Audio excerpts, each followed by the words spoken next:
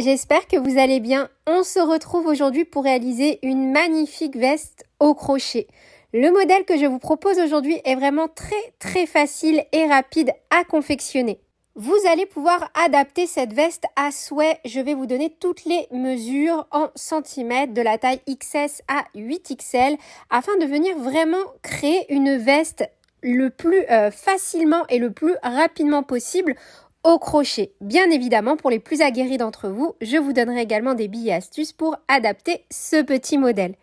Pour la réalisation de cette première étape, on va tout simplement faire des hexagones. On va en faire deux identiques. Donc là, comme vous pouvez le voir, j'ai déjà réalisé une première partie de ma veste à ce stade. Et je vais donc vous expliquer comment réaliser ce motif. Donc je vous ai déjà montré sur la chaîne dans une vidéo qui a dû sortir vraiment très récemment et que vous allez pouvoir retrouver en description de cette vidéo, comment réaliser un hexagone au crochet. Dans ce tutoriel en pas à pas, je vous ai montré comment le réaliser en tournant, en changeant à chaque fois le sens de réalisation. Sur l'ouvrage que je vous propose aujourd'hui, on est exactement sur la même technique, à la différence qu'on ne va pas changer le sens. On travaillera toujours sur l'endroit, ce qui nous donnera une jolie finition en ayant du coup à chaque fois des lignes qui vont vraiment venir séparer chaque rang. Après, vous pouvez très bien réaliser ce modèle de façon conventionnelle en suivant à la lettre les explications de la vidéo en pas à pas de la construction d'un hexagone. C'est vraiment à vous de voir en fonction de vos goûts et de vos envies. Vous connaissez la chanson maintenant sur la chaîne, vous faites comme vous voulez. Donc, moi, j'ai tout simplement réalisé un hexagone. J'ai fait à chaque fois donc... Alors, je vais prendre plutôt un rang suivant. Une maille coulée dans la première maille de mon rang en cours. Puis, j'ai tourné l'ouvrage. J'ai fait une maille coulée pour me repositionner correctement au milieu de mon dernier angle. Et de nouveau, j'ai retourné mon ouvrage.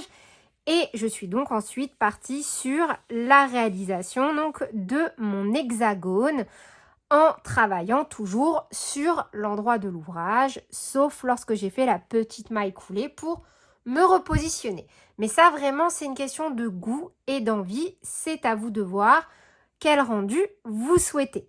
Donc, en fonction de la taille que l'on réalise, on va venir faire un hexagone avec autant de rangs nécessaires pour obtenir les mesures que l'on souhaite.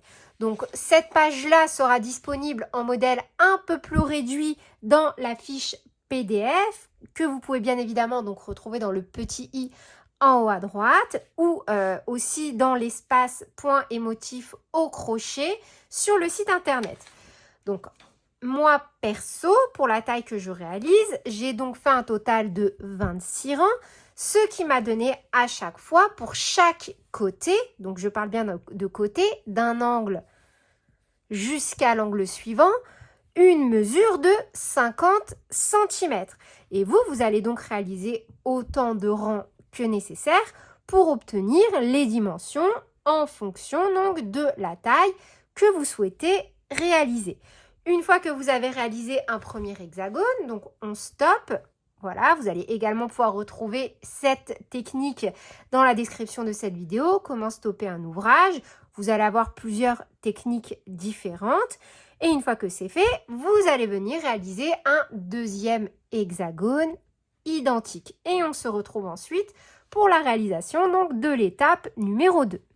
À l'issue de l'étape numéro 1, voilà donc le résultat. Et on va venir tout simplement plier notre hexagone. On l'attrape sur un côté et on le plie tout simplement en deux. Donc là, vous voyez, hop, on refait nos bords, hop, hop, et on obtient donc cette forme-ci.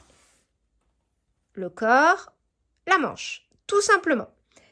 Et on va donc faire la même chose avec notre deuxième partie que l'on va venir positionner à côté. Donc une fois qu'on a positionné nos deux parties côte à côte, voilà le rendu. Là, je suis sur l'endroit de mon ouvrage. Et nous, on va déjà dans un premier temps venir unir donc la partie du dos. Et pour ça, on va tout simplement donc venir bord sur bord au niveau donc des deux côtés que l'on a juxtaposés au niveau du dos, venir unir. Donc pareil, vous allez avoir plusieurs techniques pour unir, au crochet, à l'aiguille. Je vous laisserai également en description de cette vidéo un tutoriel en full pas à pas qui vous montre comment unir deux pièces au crochet comme ceci. Et donc pour ma part, je vais vous montrer comment moi je vais unir ces deux parties. Donc là, on est envers sur envers. On a nos deux mailles en l'air à chaque fois qui forment l'angle. Je ne pique pas dans la première, mais dans la deuxième et dans les deux brins. Et idem de l'autre côté.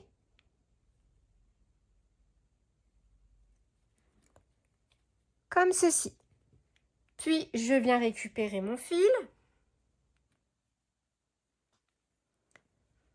Un jeté, on passe. Une maille en l'air pour bloquer. Petit nœud de sécurité. Et moi, je vais tout simplement venir unir maille dans maille en faisant des mailles coulées et en restant super souple. Donc, je pique dans les mailles suivantes et à chaque fois, on est en miroir. Donc, quand on pique dans nos groupes de 3 brides, à chaque fois, ça fait 1, 2, 3, puis après la maille en l'air. Et je viens faire des mailles coulées et encore une fois, je reste vraiment très souple. Si vous n'arrivez pas à rester souple et que vous voyez que votre travail se resserre, surtout utilisez un crochet d'une taille plus grande pour réaliser cette partie-là. Il ne faut surtout pas que les mailles coulées viennent créer une désharmonie dans le dos. C'est vraiment super important. Et je vais tout simplement, maille dans maille, venir faire à chaque fois une maille coulée dans chaque maille pour unir. Vous êtes libre d'utiliser la technique que vous souhaitez pour avoir la finition que vous souhaitez. Sur ce modèle, je suis vraiment restée très simple en termes d'explication. J'ai voulu en faire un modèle très rapide et très facile à réaliser. Mais n'hésitez surtout pas à me dire en commentaire si vous souhaitez que je vous propose un modèle du même type de façon un peu plus élaborée. Donc là, je vous propose que l'on se retrouve tout simplement à la fin de ce rang. Et une fois qu'on arrive au bout, une maille en l'air, on coupe. Donc moi, je vais venir cacher directement tous mes fils. Une fois l'assemblage dans le dos réalisé, voilà le résultat.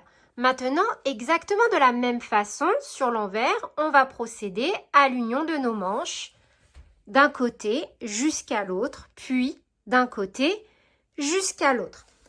Alors, ici, donc la coupe que je vous propose est vraiment super simple.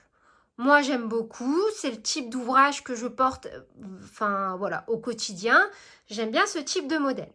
Cependant, si vous souhaitez avoir plus d'aisance au niveau donc de la partie de la nuque, avant d'assembler donc la partie du dos, vous pouvez très bien envisager d'élargir sur quelques rangs chaque côté de votre dos pour avoir un peu plus d'espace. Ça, c'est vraiment en fonction de votre convenance et de la façon dont vous aimez porter vos vêtements. Je vous donne l'astuce parce que c'est vrai qu'en fonction forcément de ce qu'on aime, parfois c'est mieux d'avoir plusieurs billes pour pouvoir adapter un ouvrage. Mais là, j'insiste, ce modèle est vraiment super simplissime. 2 hexagones, on les assemble, basta. Et voilà, c'est tout pour ce tutoriel. J'espère que cette petite veste vous aura plu. Sur ce, je vous fais plein de bisous. Prenez bien soin de vous et à très bientôt pour de nouveaux tutoriels. Salut!